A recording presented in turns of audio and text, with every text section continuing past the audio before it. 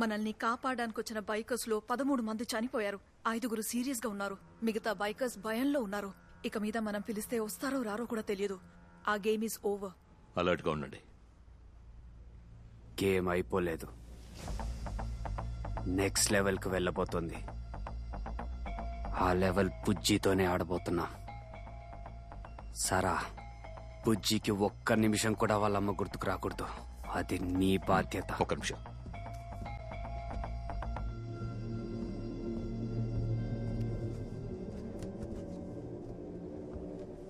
Chief line లో ఉన్నాడు.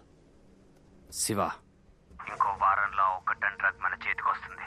Nepalese ని కలిసి ఇండియా మొత్తం ఆ డ్రగ్స్ అమ్మడానికి ఏజెన్సీ ని పట్టమని డబ్బు ఇవ్వు.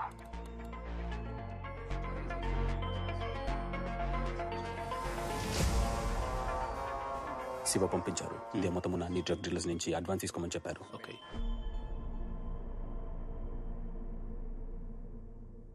నీ తమ్ముడితోనే నిన్ను నీ కుటుంబాన్ని అంతం చేయించి నా 1 టన్ను సరుకు బయటికి తీసి నీ కళ్ళ ముందే దందా చేసి చూపిస్తా.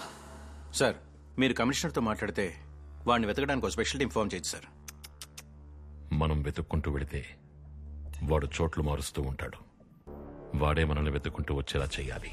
అన్ని న్యూస్ ఛానల్స్ కి ఆ 1 టన్ డ్రగ్ ని తగలబెడుతున్నట్టు న్యూస్ ఇవ్వండి. ఎందుకు సార్? 3,000 కోట్లు చేసి ఏ క్రిమినల్ వదులుకోవడానికి మనసు వస్తుంది.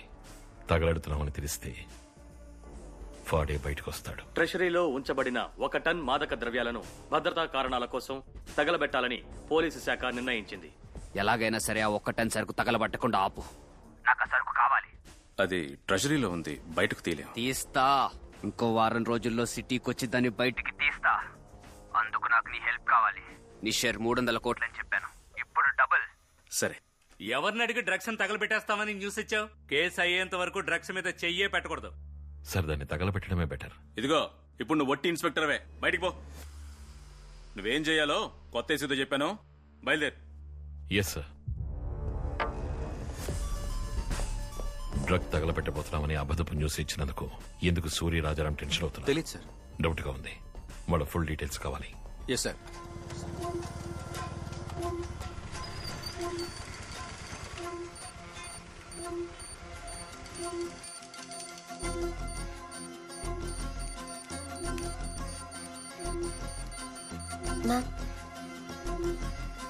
Yes Latha, bike Naidu Thota signal ని 2 times క్రాస్ అయింది. Thank you. అహ్మద్, నాయుడు తోట ఏరియాలో ఈ బైక్ ని ట్రేస్ చేయగలవేమో చూసి చెప్పు. అర్జున్ ఒంటరిగా ఏదో చేస్తున్నాడు సార్. సోఫియా అని పిలు. దాని ముందు వాడి పరుగు తీస్తేనే వాడు తగ్గుతాడు. సార్, ఆ బైక్ ని కనిపెట్టాను. ఆ మ్యాన్షన్ లో ఏఎల్ఎక్స్ బైక్ ని దొంగిలించిన వాడే దాని ఓనర్ సార్. వాడు ఇప్పుడు అండర్ కన్స్ట్రక్షన్ బిల్డింగ్ లో దాక్కున్నాడు సార్.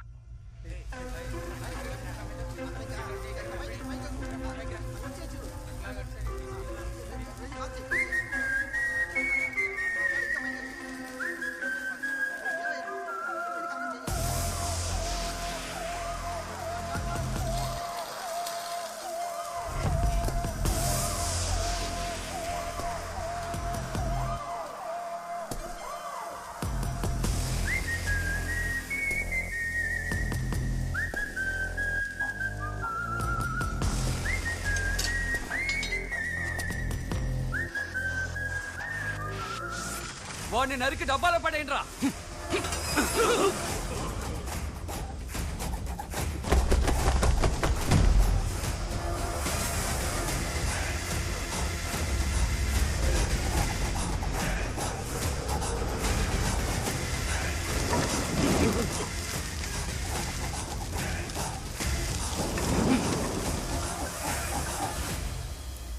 నేను నిన్ను వాచ్ చేస్తూనే ఉన్నాను. నాకు తెలియకుండా నువ్వు ఈ కేసులో ఏదో చేస్తున్నావు. అయ్యో, నేను మీకు తెలియకుండా.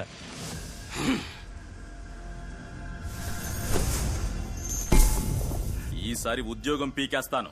సార్ ప్లీజ్ వద్దు సార్. సార్ సార్ వద్దు సార్. వద్దు సార్. సార్ వద్దు సార్.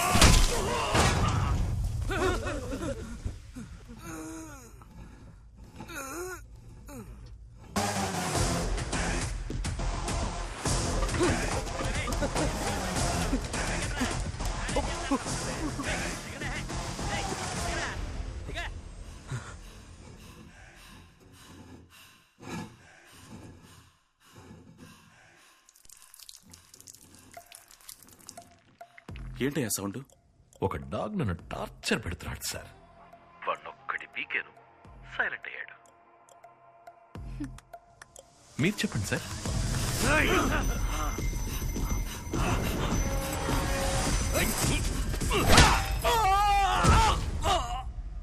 ఇప్పుడేంటయ్యా సౌండ్?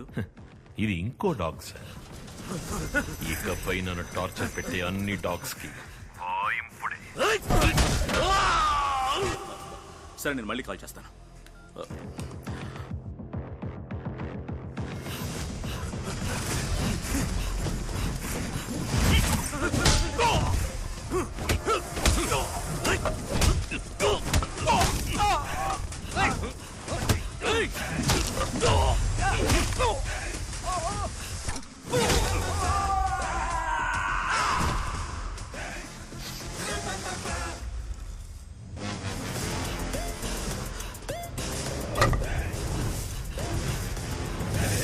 ఎక్కించారా? వాడి మీదకి ఎక్కించారా? పోనీ పోనీ పోనీ పోనీ పోనీ పోనీ.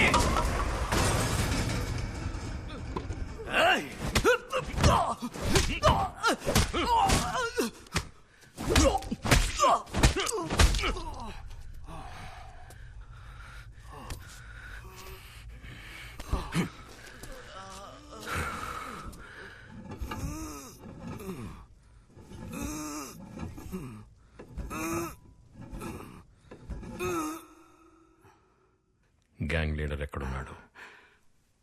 సార్, మీ మీదొట్టు నాకు తెలీదు. నో నెంబర్ నుంచి ఫోన్ వస్తుంది. వాళ్ళు ఏం చేయమని చెప్తే అది చేస్తాను సార్. నా తమ్ముడికి సేటన్ స్లేవ్స్ కి పరిచయం ఎలా ఏర్పడింది? ఎంతో కాలంగా ఎవరికి ఉద్యోగం లేదో వాళ్ళని ఇంటర్వ్యూకి పిలిచి బ్రెయిన్ వాష్ చేసి గ్యాంగ్లో చేర్చుకుంటారు సార్. మీ తమ్ముడికి అలాగే ఫేక్ ఇంటర్వ్యూ జరిపి వాడిని ఫెయిల్ చేయమని చెప్పారు సార్. మా సీనియర్ ఏజెంట్ అమిత్ అదే ఇంటర్వ్యూకి వచ్చినట్టు నటించి మీ తమ్ముడికి దగ్గరయ్యారు. కూల్ బ్రో, నెక్స్ట్ ఇంటర్వ్యూలో చూసుకుందాం, వదిలే. ఉద్యోగం లేకపోతే ఇంట్లో గౌరవించట్లేదు, చుట్టాలు గౌరవించట్లేదు. విసుగు పుడుతుంది బ్రో.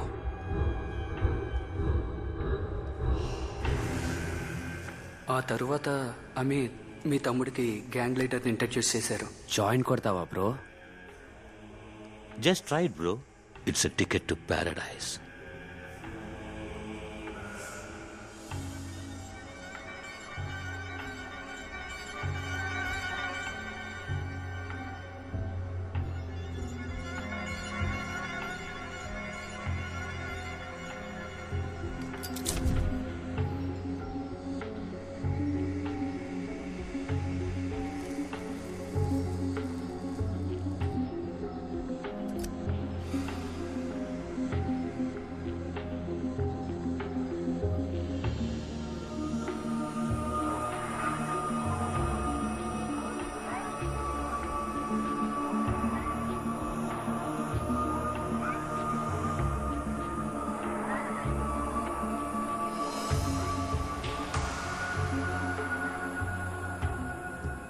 బ్రో, ఒక హ్యాపీ న్యూస్.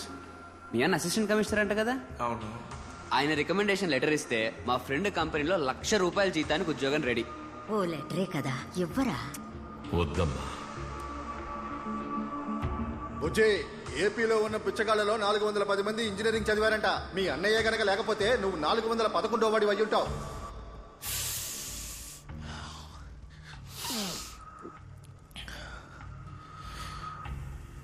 సంతోషంగా ఉంది బ్రో. ఇలాగే రియల్ వరల్డ్ కూడా సంతోషంగా ఉండాలంటే గొప్పగా సంపాదించాలి బ్రో. అప్పుడే మనల్ని గౌరవిస్తారు. మనల్ని మనమే చూసుకోవాలి. అవును బ్రో, మనల్ని మనమే చూసుకోవాలి.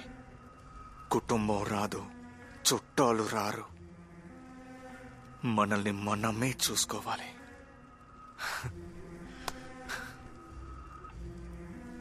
అయినా మీకు ఎక్కడి నుంచి బ్రో ఇంత డబ్బు వస్తుంది? బైక్, డ్రింక్స్ అని మీరు ఎలా ఎంజాయ్ చేస్తున్నారు? Part time business bro. నాతో కలిసి పనిచేస్తావా? ఏం పని? యాప్లో ఆర్డర్ వస్తుంది, జస్ట్ బైక్లో వెళ్ళి దీని డెలివరీ ఇవ్వాలి, అంతే. డ్రగ్స్ అమ్మడం తప్పు కదా బ్రో? ఈ లోకంలో తప్పు కరెక్ట్ అని ఏదీ లేదు బ్రో. మనం చేసే పనిని మనం సమర్థించుకోగలిగితే అది కరెక్ట్, లేకపోతే అది తప్పు, అంతే తేడా. దొరికిపోతే జైల్లో పెడతారు బ్రో. బ్యాంక్ డబ్బు, గవర్నమెంట్ డబ్బు, ఉన్నోళ్ళ డబ్బు కొట్టేస్తేనే పోలీసులు దాన్ని సీరియస్ క్రైమ్ అంటారు బ్రో. లేనోళ్ళ డబ్బు, మిడిల్ క్లాస్ వాళ్ళ డబ్బు దోచుకో, చైన్లు కొట్టేయి, అది చిన్న క్రైమ్ అని పోలీసులు అసలు పట్టించుకోరు. కరెక్ట్గా మనం ప్లాన్ చేస్తే ఎవ్వడూ పట్టుకోలేడు. ఎందుకురా దొంగలించావని అడిగిన మా అమ్మ నాన్నని నేనే చంపేశా బ్రో. పోలీసులు కనిపెట్టారా? మా నాన్న చచ్చేటప్పుడు నా శాపం నిన్ను ఊరికే వదలదురా అన్నాడు. శాపం ఫలిస్తుంది, దేవుడు దండిస్తాడు అంటే ఈ లోకంలో తప్పే జరగదురా అని నేనన్నా.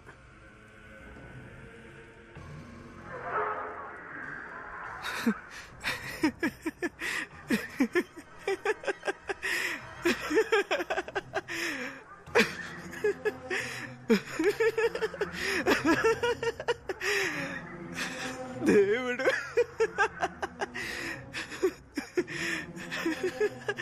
సాతాను చేసిన తెలివైన పనేంటో తెలుసా? తనకి దేవుడు అని పేరు పెట్టుకోవడమే. సాతానే అసలైన దేవుడు. బలం లేని వాళ్ళకి, పిరికి వాళ్ళకే ఈ దేవుడు కావాలి.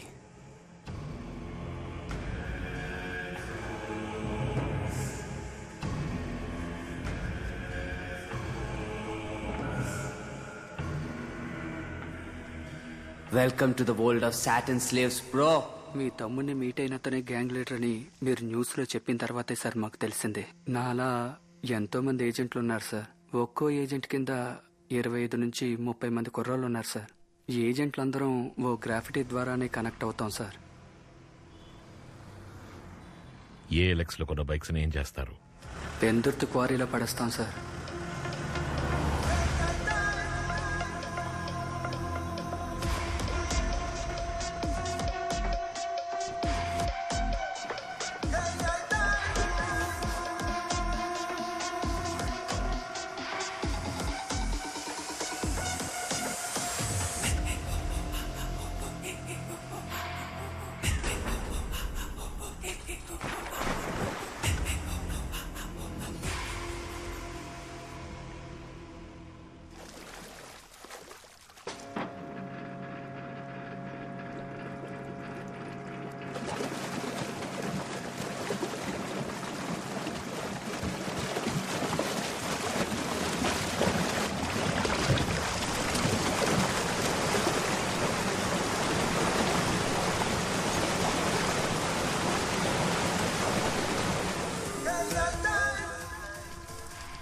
సైతాన్ బానిసల బైక్ గ్యాంగ్ కి చెందిన ఓ ముఖ్యమైన ఏజెంట్ ఖైదు 600కు పైగా బైక్లను ఏఎల్ఎక్స్ లో కొనుగోలు చేసి హత్యలు, దోపిడీలు వంటి నేర చర్యలకు పాల్పడి క్వారీలో తోసేసినట్టు ఇన్స్పెక్టర్ అర్జున్ కనిపెట్టారు.